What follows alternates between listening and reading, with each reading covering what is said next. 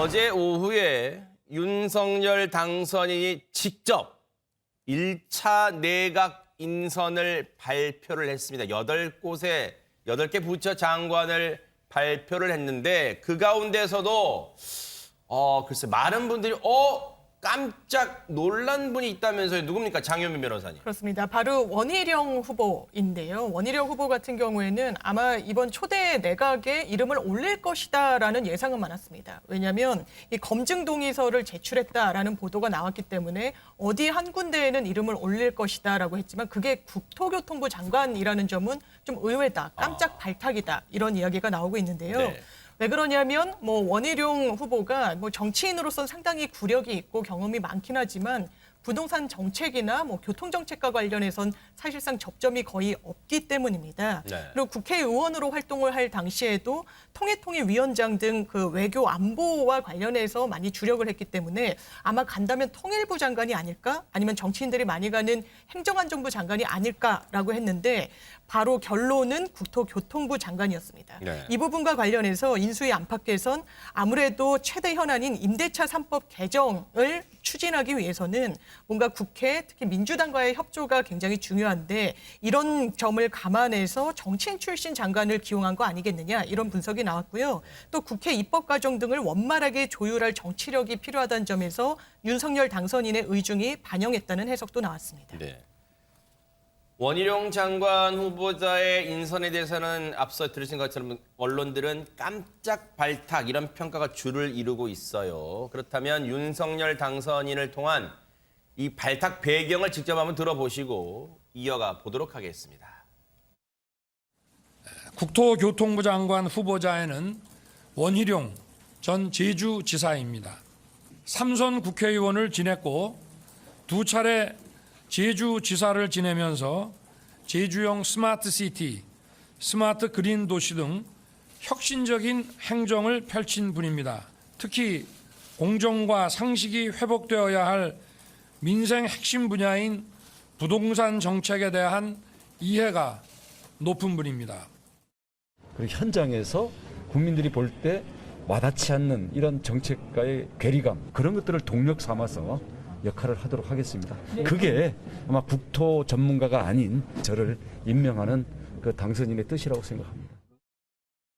박성배 변호사님, 일단 원희룡 후보자 본인도 스스로를 부동산 전문가는 아니라고 이 선을 긋고는 있어요. 그런데 우리가 원희룡 후보자 하면 이 많이 기억에 남는 게 대선 때 이른바 대장동 일타 강사 그런 걸로 좀 일단 많이 유명해졌잖아요. 그렇습니다. 지난해 대장동 사태가 처음 불거졌을 당시 이 사안을 두고 업무상 배임죄가 성립하는지 갑론을박이 있었습니다.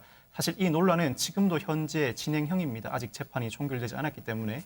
즉 대장동 개발로 인해서 성남도시개발공사가 수익을 취하는데 분배를 적게 받는다고 이 문제를 범죄로 몰아갈 수 있는가? 각종 논란이 제기되었는데 당시 원희룡 후보자가 자신의 견해를 밝히면서 이 대장동 사태를 대중들이 이해하기 쉽게 정리해서 깔끔하게 전달한 바가 있습니다. 당시 당내 경선 후보자였던 윤 후보자가 이러한 정리 전달 능력이 부럽다고까지 언급을 했었는데 최근에는 장관의 덕목으로 국민들이 이해하기 쉽게 전달할 수 있는 능력도 고려하겠다고 언급한 바가 있습니다. 바로 이 언급과 맥락을 같이 한다고 이해하면 될 것 같습니다. 네. 그렇다면 당시 대장동 일타 강사라는 별명을 붙게 만들어준 그 영상 한번 보시고 이어가 보도록 하겠습니다. 원래는 이렇게 5,500, 4,000억 나누는 게 아니라 아파트 값이 오르면 성남도시공사도 돈을 더 많이 벌어야 돼요. 근데 몰아주기 규정을 만들어요. 누가 만들었냐? 성남도시개발공사 본부장인 유동규. 유동규가 이재명의 장비다. 이런 이야기들이 많이 나옵니다. 여기에 대해서 당시에는 아무런 반론도 없이 이걸 자화자찬하는 식으로 홍보를 다 해놓고 이번에 유동규가 화천대유의 비리의 핵심 고리로 지목되니까 측근 아니다. 산하기관 직원의 한 명일 뿐이다. 이렇게 오리발 내몰고 있는데 당시에 저 영상이 조회수가 엄청났다. 이런 얘기도 들렸고요. 한때는 생방송을 할 거니까 많이들 보시라 예고까지 하기도 했습니다. 그런데 사실 우리 정치사를 보면 최정화 기자님, 국토교통부 장관 후보자가 이 후보로 지명되면 그다음부터 언론에 뭐가 나왔냐면 후보자 본인의 부동산 문제 등이 막 나오고 그랬는데 이번에 원희룡 후보자는 어떻습니까, 상황이? 네, 현재까지는 이 부분에서 자유로울 것으로 보이고 있습니다. 왜냐하면 과거 원 후보자가 제주지사 시절에 매도한 아파트 건에 대해서 다시금 회자가 되고 있는 건데요. 네.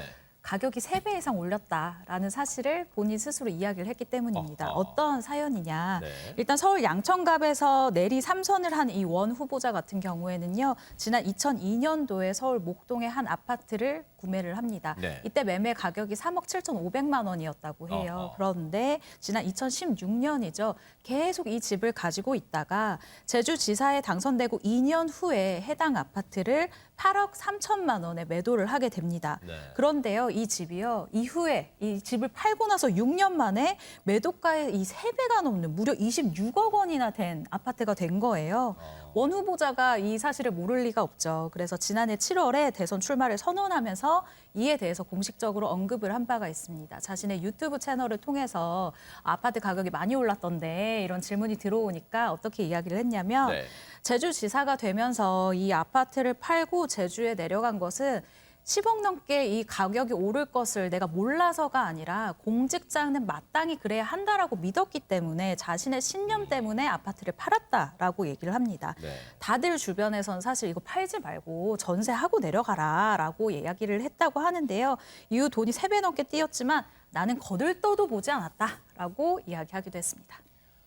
혹시 속이 쓰라려 오는데도 저런 말로 그냥 자기 위안 하는 건 아니겠지요? 네, 믿어볼게요. 지난해 이 방송에 출연해서 MBN 프레스룸에 출연해서 했던 말이 있어요. 한번 들어보시고 이어가 보도록 하겠습니다. 최근에 봤더니 그때 8억인가에 팔았는데 지금 호가인데 뭐 25억 간다는 얘기가 있더라고요. 네. 속이 쓰리죠. 정부가 집값을 잡겠다. 부동산 정책 25번이나 나오는 거 보면서 야, 우리까지 저게 편성하면 어떡하냐, 우리까지 연끌하면 어떡하냐라고 나름대로 정부를 믿고 따랐던 수많은 사람들, 특히 많은 남편들이 그것 때문에 지금은 완전히 설 자리가 없는 이 현실이 너무나 슬픈 현실이죠. 네. 속이 쓰리다고 본인이 직접 솔직하게 얘기했네요. 그게 이제 아마 듣고 싶었던 거예요, 시청자분들도. 그런데 속은 쓰리지만 그래도 그때 그 판단 덕분에 글쎄요. 앞으로 뭐 인사청문회 해봐야겠습니다만 지금으로서는 부동산 문제에 대해서는 글쎄요. 인사청문회에서 곤란한 상황은 좀 비껴나가지 않나 하는 게 언론들의 지금 대체적인 전망 같습니다. 앞으로 좀 지켜볼게요. 인사청문회 과정도.